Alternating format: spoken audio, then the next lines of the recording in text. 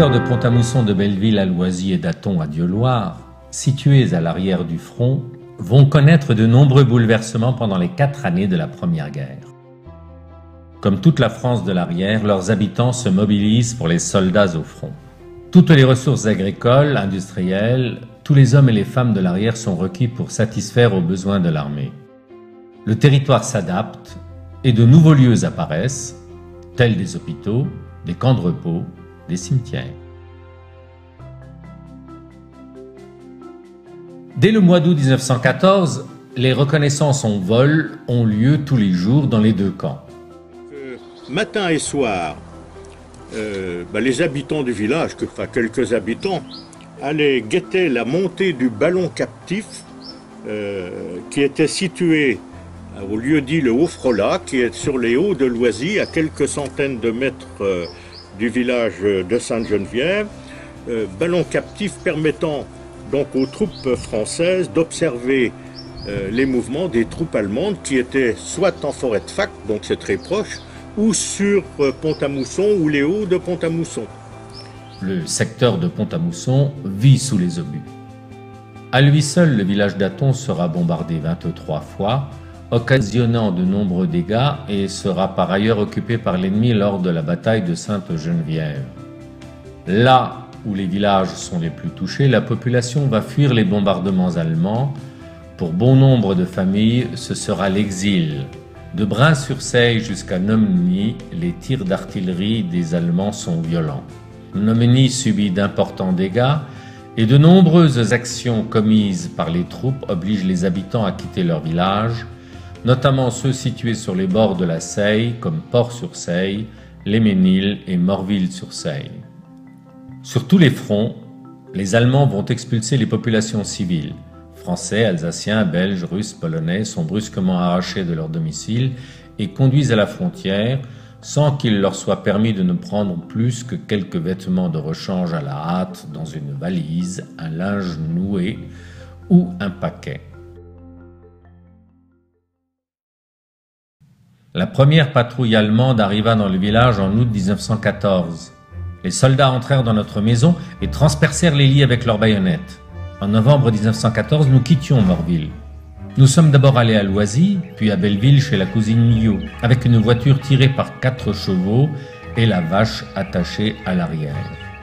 À Belleville, située à l'arrière du front, la vie se réorganise, notamment autour de l'hôpital militaire installé dans l'actuelle mairie. À partir de 1915, les nombreux blessés venant du Bois-le-Prêtre étaient accueillis sous des tentes installées près de la gare. Ils étaient ensuite acheminés vers les hôpitaux. Le transport automobile front-gare fonctionnait déjà. À cette époque, nous allions à l'école avec un masque à gaz. L'air dans le masque devait, paraît-il, passer à travers 25 toiles imprégnées de produits chimiques. Pour tester l'efficacité du masque, nous passions dans la chambre à gaz, une cave qui se trouvait sous une maison. Vu notre petite taille, la proportion de gaz était trop forte pour nous. Nous criions et voulions sortir, mais les soldats nous poussaient à l'intérieur.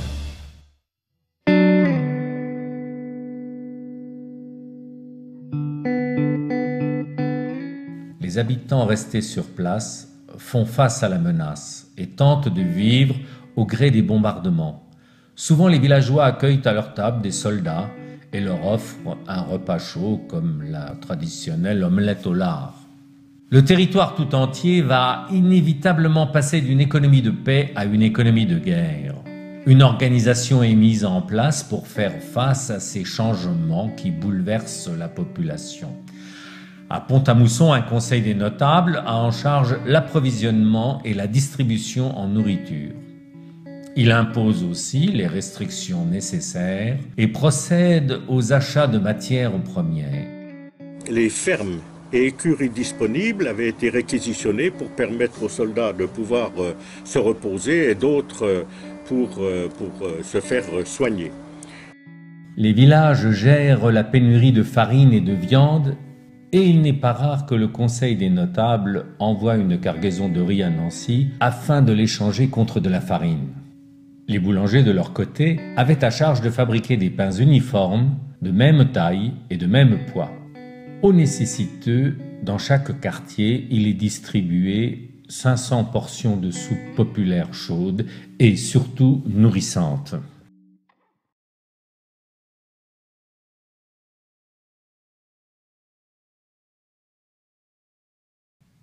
Les usines vont, elles aussi, devoir participer à l'effort de guerre demandé par le gouvernement et elles connaîtront des changements radicaux. À l'aube de 1914, l'usine de Pont-à-Mousson, qui fabrique des tubes de fonte, a triplé sa production. L'avenir s'annonce riche de promesses, mais brutalement c'est la guerre. Les Allemands, qui mesurent l'importance de cette usine pour la défense nationale, la bombardent 300 fois et l'obligent à stopper sa production.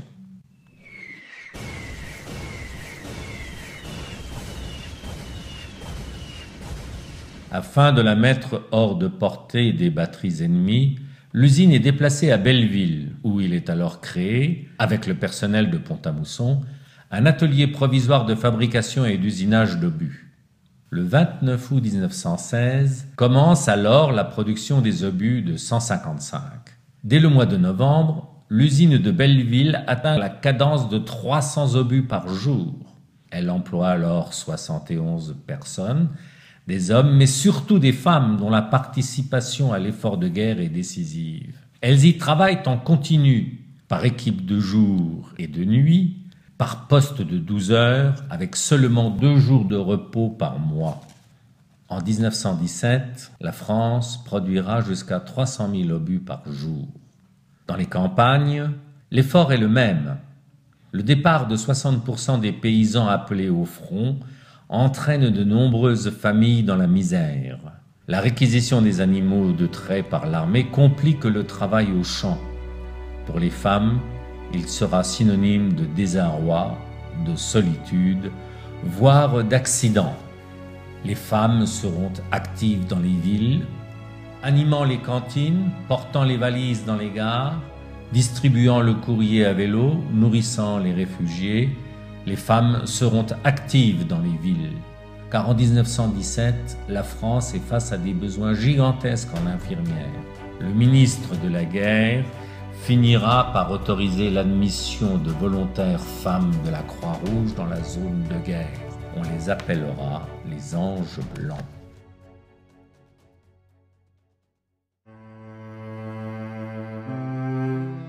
Alors que les combats d'artillerie grondent, que les canons des deux camps tonnent chaque jour de part et d'autre, le territoire d'Athon-Loisy, avec son immense forêt de facs et le bois de Juré, va devenir un lieu de repos précieux pour ces milliers de soldats.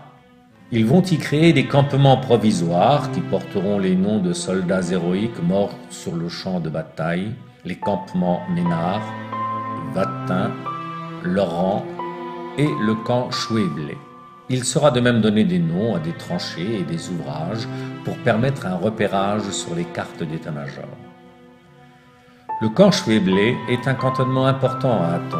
Les soldats vont y construire des baraques de fortune avec le bois ramassé sur place, comme par exemple la baraque des Romains en forêt de fac. Ces abris de fortune seront améliorés avec les portes et fenêtres récupérées dans les maisons vides, et les planchers arrachés feront du bois de chauffe. Dans ces campements, ils pourront se reposer et reprendre des forces. Il leur sera également possible d'assister aux messes dites par l'abbé d'Orgeval, aumônier à Athon, au pied d'un gros chêne à 4 troncs qu'on appelait dans le pays les 4 fils Aymon. Chaque cantonnement est ravitaillé à l'aide de ce que l'on appellera les petits trains de la Grande Guerre. Créé en 1875 par Paul Decoville, agriculteur, ce système, composé d'éléments de rails modulaires et de wagonnets porteurs, sera adopté en 1888 par l'armée française. La construction de ces rails nécessite 55 hommes par kilomètre de voie. Il sera réalisé jusqu'à 8 km de voie par jour. À la fin du conflit, 740 locomotives et 600 wagons circulent sur 3800 km de voie. Sur le secteur d'Athon-Loisy, une petite ligne ferrée est construite, cheminant depuis la gare de Belleville jusqu'à la ligne de front, en passant par le camp Chouéblé. Elle assure le ravitaillement de tout le territoire. La nourriture acheminée dans les camps y est simple et peu variée. Haricots, bœuf en boîte consommé froid, accompagné d'un peu de pain, voilà ce qui compose le repas type d'un soldat. Sur le front, les conditions de vie sont effroyables. La nourriture qui y parvient est infecte et l'hygiène inexistante, comme en témoignent les maladies et la mise en place de la vaccination contre la typhoïde. Mardi 3 juillet, les batteries allemandes font leurs exercices de tir quotidiens sur la forêt de Fac. Aucun danger, il suffit de le savoir et de ne pas s'approcher des cibles. Dimanche 8 juillet, messe matinale à Hatton, déjeuner sur l'herbe face à la Moselle.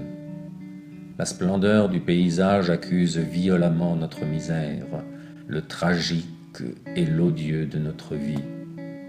Les rescapés allemands du chemin des dames sont ici, de l'autre côté de la Seille, et demain, comme nous, ils reprendront leur répugnante besogne fratricide. Pour l'instant, comme nous, ils se laissent vivre, reprennent espoir, mangent des mirabelles et chantent des airs du pays dans les tranchées de première ligne. La nourriture est de plus en plus infecte et rare. On commence à voir des cas sérieux de dysenterie.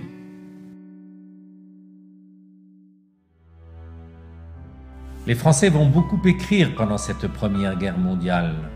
Le rythme d'une lettre par jour est courant, tout comme les colis de nourriture, de tabac, de linge propre. Le courrier maintient un lien fort entre le front et l'arrière. Tout aussi réconfortant que la correspondance, il y a le vin. Dès octobre 1914, pour aider à surmonter l'horreur de la guerre et donner du courage aux soldats, une ration d'un quart de vin sera fournie chaque jour. Le Parlement la doublera en 1915 et elle sera augmentée jusqu'à 3/4 de litre par jour en 1918. Cette longue guerre qui fait rage à quelques kilomètres des campements va faire de nombreux tués et de nombreux blessés. Ils sont évacués du front et transportés dans les postes de secours ou les infirmeries les plus proches, comme Belleville, Pont-à-Mousson ou encore Nancy, pour les cas les plus graves. L'aide des ambulanciers bénévoles américains arrivés sur place sera précieuse. Ils sillonneront les routes et les chemins, allant jusqu'à chercher les blessés dans les tranchées. Mais sous les bombardements et les tirs d'artillerie, les évacuations prennent du temps et certains blessés meurent avant d'arriver au poste.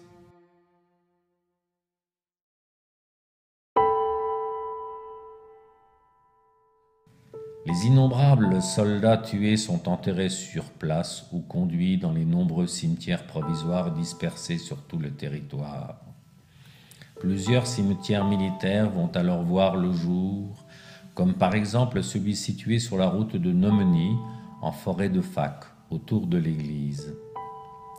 Ici, le cimetière le plus important est celui de Retonlieu, où les 400 soldats français morts sur les pentes du Xon seront enterrés. Aujourd'hui, ces lieux ont disparu. Seuls subsistent les monuments aux morts. Après le 11 novembre 1918, la population retrouve son village meurtri où ne reste que quelques maisons debout. Hatton renaît lentement de ses cendres et la vie reprend. En ces lendemains de guerre, il faut reconstruire et la tâche est rude. Après la guerre, le village d'Hatton sera cité le 17 novembre 1921 à l'ordre de l'armée pour recevoir la croix de guerre avec palme de bronze. Celle-ci lui sera remise le 5 août 1925 à Hatton par le ministre de la guerre Louis Barthon.